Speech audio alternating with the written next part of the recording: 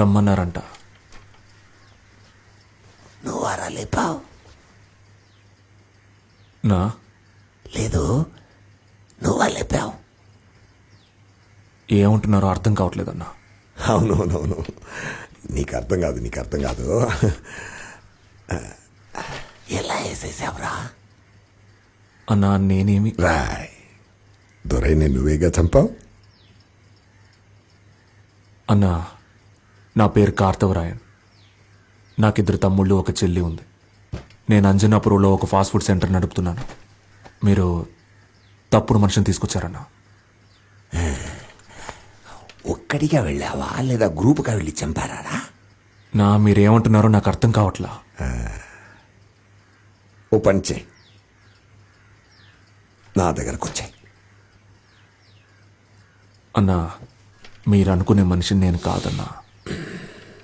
దొరైన వేసేసావు, నిన్నెలారా వదిలేమంటావు?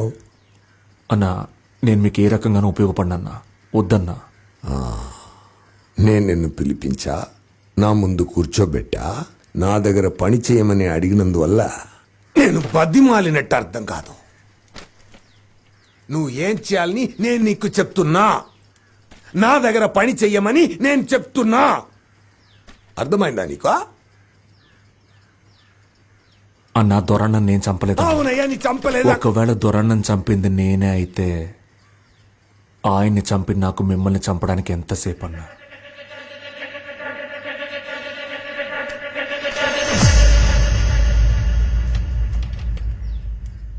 కానీ నేను చంపలేదన్నా.